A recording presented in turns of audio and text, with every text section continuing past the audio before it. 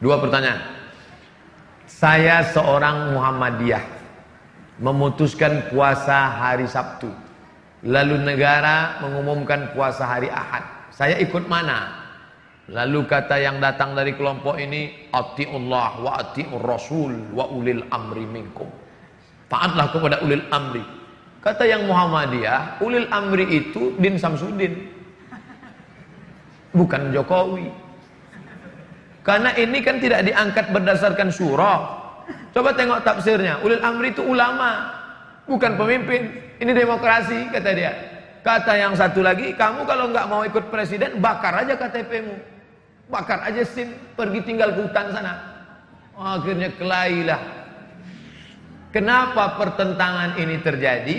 Karena sidang isbatnya diekspos. Akhirnya 2 tahun belakangan ini muncul ide, jangan lagi sidang isbat itu diekspos sehingga semua nonton. Sidang isbat di ruang tertutup, mau kelahi antara NU sama Muhammadiyah, kelahi di ruang tertutup itu, tapi suara yang keluar tetap satu. Itu yang terjadi di Mesir. Antara hisab, ilmu astronomi, dengan ru'yah yang pakai itu dikombinasikan. Jadi hisab dengan ru'yah bukan dikonfrontir, ditabrakkan, tapi dikombinasikan. Maka yang mestinya keluar itu satu suara. Sudah terwujud 2 tahun ini bisa satu suara. Karena waktu itu sidang isbatnya tertutup, nanti yang keluar adalah langsung satu kata. Dengan ini kami semua ormas sepakat bahwa besok adalah 1 Ramadan. Walaupun bisik-bisik di dalam katanya ini mereka Ustadz seperti arisan. Untuk tahun ini Muhammadiyah, untuk tahun depan NU. Wallahu alam, betul apa tidak, tapi yang jelas mampu mempersatukan. Andai ini terjadi, satu, amat sangat baik, bagus, positif. Orang luar agama kita tidak membenturkan kita. Andai balik ke lagu lama, dibenturkan antara ormas dengan negara, ikut mana? Saya pribadi menyarankan istafti qalbak wa in aftakal muftun. Ikutlah apa yang engkau yakini benar menurut engkau, walaupun 1000 orang berfatwa, memberikan fatwa kepadamu. Fatwa yang dikeluarkan oleh Muhammadiyah benar, fatwa yang dikeluarkan oleh Majelis Ulama Indonesia benar. Titik persimpangannya di mana? Penetapan pada angka minimal. MUI, NU menetapkan angka 2 derajat. Jika 2 derajat, maka dia dapat dikatakan hilal. Bila kurang dari 2 derajat, 1,5 bukan hilal. Sedangkan Muhammadiyah angkanya rendah, 0,5 pun sudah dianggap sebagai hilal. Turki lebih tinggi. Turki menetapkan hilal kalau 6 derajat. 6 derajat baru hilal, 2 derajat tidak hilal. Kesepakatan 6 negara, Brunei Darussalam, Singapura, Indonesia, Malaysia, Patani Thailand Selatan, Moro Filipina, 6 yang muslim ini menyepakati 2 derajat baru disebut hilal. Kalau kurang dari 2 derajat bukan hilal. Tapi Muhammadiyah dia katakan 0,5 pun kalau sudah itu hilal, maka dia adalah hilal, maka boleh. Di situ letak persimpangannya. Maka bagi adik-adik yang bapak-bapak yang ikut Muhammadiyah itu ijtihadi, ijtihad. Maka dia ikut itu tidak. Ustadz sendiri ikut mana? Saya Komisi Fatwa Majelis Ulama Indonesia Provinsi Riau. Maka saya ikut hasil sidang Komisi Fatwa. Kalau Komisi Fatwa mengatakan berdasarkan penampakan 2 derajat besok puasa, maka saya ikut itu. Tapi kalau Muhammadiyah mengundang saya khutbah, saya nggak mau ikut. Karena kalau saya ikut undangan Muhammadiyah, ikut nanti saya bisa khutbah 2 kali. Hari ini saya khutbah di Muhammadiyah, besok saya khutbah sebagai Komisi Fatwa MUI. Nah, itu perlu juga disampaikan bagi jamaah yang menyampaikan khutbah. Ikuti salah satu, jangan ikut dua-duanya. Selanjutnya tentang masalah apa tadi? Bagaimana spirit Ramadan bisa dibawa keluar Ramadan? Kebanyakan kan semangatnya di Ramadan itu aja. Terlihat dari masjid-masjid yang pakai tenda keluar. Sampai tendanya itu keluar kalau pada tanggal 1 sampai 2. Lalu kemudian habis itu babak semifinal. Habis itu final, akhirnya adalah malam Idul Fitri, itu kembali ke pemain inti. Pemain naturalisasi kabur semua sudah. Makanya kalau kita pahami, makanya tadi awal kajian kita kalau ingat, coba ingat. Di awal kajian kita tadi adalah judulnya jangan jadikan agama sebagai seremonial, rutinitas. Rutinitas Ramadan, rutinitas Sya'ban, rutinitas Rajab. Jangan jadikan sebagai rutinitas. Maka pahami maknanya. Syawal artinya, kita lihat penggunaan kata Syawal. Ini tiang neraca timbangan. Timbangan zaman dulu, bukan timbangan duduk, timbangan yang pakai tiang. Di sisi kiri ada alat penimbang, di sisi kanan ada alat penimbang. Ketika diletakkan barang yang ditimbang, lalu salah satunya naik ke atas, yang satu turun ke bawah. Yang naik itu bahasa Arabnya Syawal. Naik ke atas artinya Syawal. Ekor ayam turun ke bawah, ekor sapi turun ke bawah, ekor kucing turun ke bawah. Tapi ada binatang yang ekornya naik ke atas, itu disebut dengan Syawal. Apa itu? Ekor kalajengking naik ke atas. Kemudian ketika onta, musim panas, moncong onta dikerubungi lalat, maka onta menaikkan ekornya ke atas untuk mengusir lalat, maka itu disebut dengan Syawal. Maka makna Syawal adalah peningkatan. Makanya setelah Ramadan disuruh puasa 6 hari. Untuk apa puasa 6 hari? Semangat di bulan Syawal, semangat di bulan Ramadan, dilanjutkan ke Syawal. Itu dipahami maknanya dengan baik. Sudah saya pahami dengan baik, tapi tetap juga molor sholat subuh jam 6:30 Pak Ustaz. Maka sering-sering ngelihat orang sakit. Sering-sering ngelihat orang sakit itu membangkitkan semangat ibadah. Bagi yang sedang down sekarang, udah dengar ceramah nggak juga ngecas, nggak naik juga, maka pulang dari sini langsung ke rumah sakit. Kalau security-nya nanya, "Mas, mau jenguk siapa?" Semua yang sakit mau saya jenguk. Ikuti orang mati. Man syahidal janazata, siapa yang ikut jenazah hatta tusalla alaiha, sampai solat jenazah, lahu qirat, dapat 1 pahala. Wa man syahidal janazata, siapa yang menyaksikan jenazah hatta tudfana, sampai dikubur di liang lahat, lahu qiratan, dapat 2 qirat. Sahabat bertanya, "Wa mal qiratan ya Rasulullah?" Apa itu 2 qirat? Apa kata Rasul? Mithlul jabalainil azimaini, seperti 2 bukit Uhud yang besar. Maka apa manfaatnya melihat jenazah terbujur kaku, yang dulu kaya raya, yang dulu profesor, doktor, penguasa, yang dulu hebat, masyhur, ternyata kalau mati yang dibawa hanya amal juga. Memang yang paling sulit adalah istiqomah. Makanya ketika seorang sahabat bertanya, "Ya Rasulullah, ausini wa aujiz, berikan aku 1 pesan, jangan banyak-banyak, singkat, padat." Apa dia?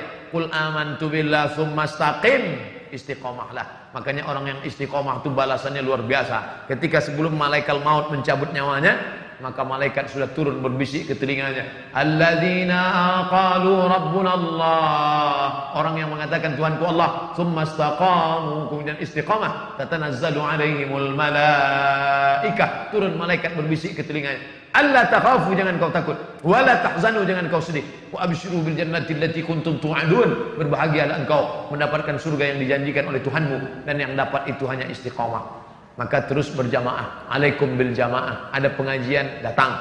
Ada kajian-kajian dekat rumah, di masjid, hadir. Itu salah satu cara untuk istiqamah. Lihat orang sakit, jenguk orang mati, terus berjamaah. Harus ada memaksakan diri. Kalau tidak ada, "Kamu kenapa nggak kajian?" "Saya ngalir aja lah seperti air." "Ngalir apa?" "Iya, kalau air comberan, ngalir aja lah. Terserah yang di atas aja lah." "Apa di atas?" "Cicak." Harus ada bergerak, ngerti, paham. Wallahu a'lam bishawab. Baik. Sampai kapan batas boleh mengqadha saum? Ini puasa Ramadan tahun lalu. Ini 29 hari lagi puasa. Maka puasa yang ini diqadhanya kapan? Nih, qadha artinya ganti. Ini kesempatan emas nih. Puasa, ganti puasa sekarang. Siapa yang mengganti puasa di bulan Sya'ban, hari Senin automatically dapat 3.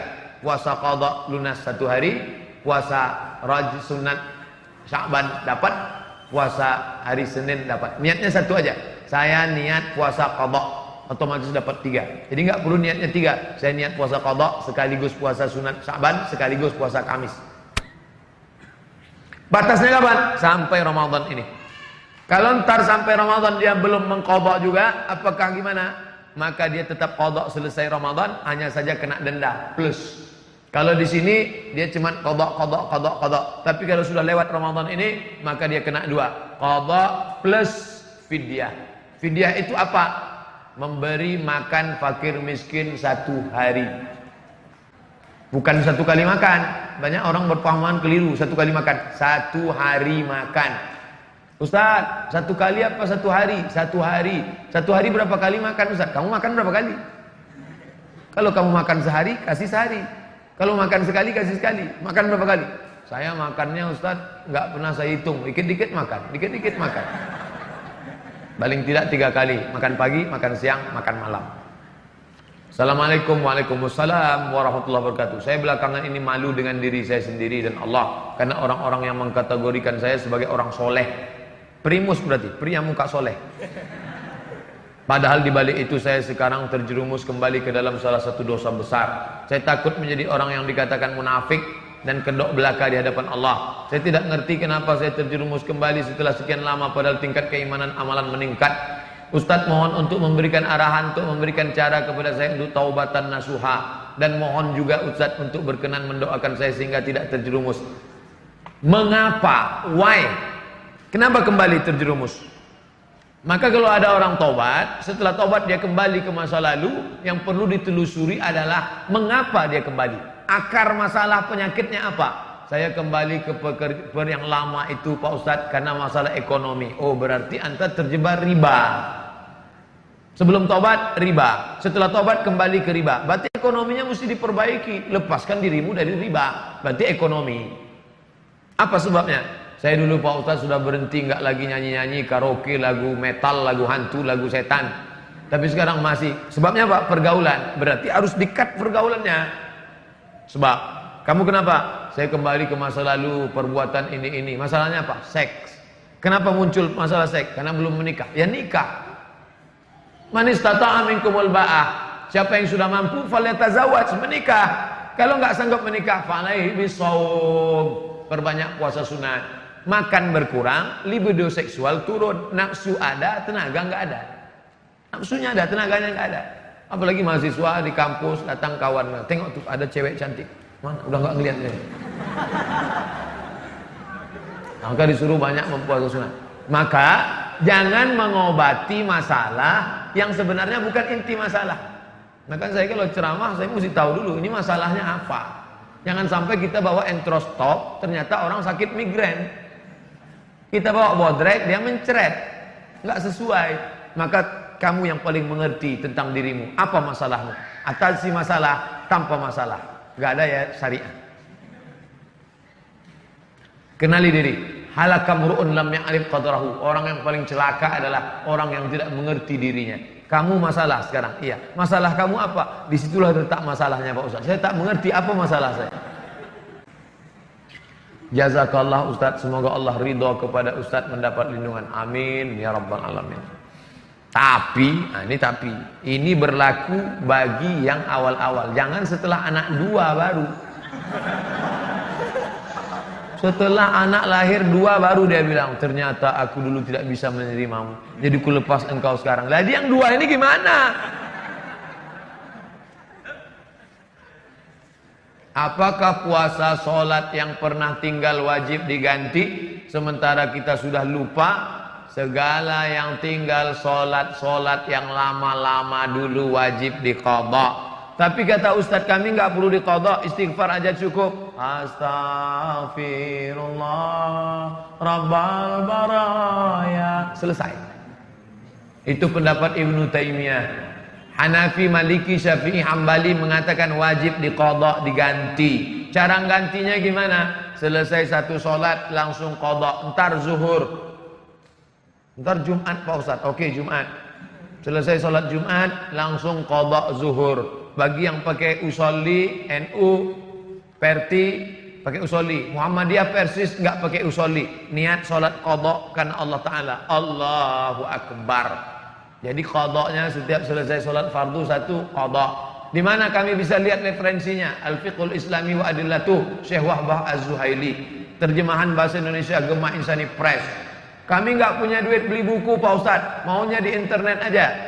www.google.com, tulis di search Google itu, tulis qadha sarwat, itu keywordnya, ke kunci, word kata kunci, qadha sarwat.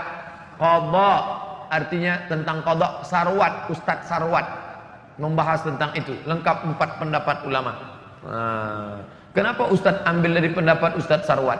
Saya ambilnya bukan dari Ustadz Sarwat, saya ambil dari Al-Fiqhul Islami wa Adillatu Syekh Wahbah Suhaili. Tapi untuk terjemahan Indonesianya belum ada, yang edisi PDF mungkin ada sebagian, tapi sulit untuk dicari. Tapi kalau untuk ringkasnya Ustadz Sarwat sudah tuliskan itu. Itu saran bagi yang tidak bisa bahasa Arab.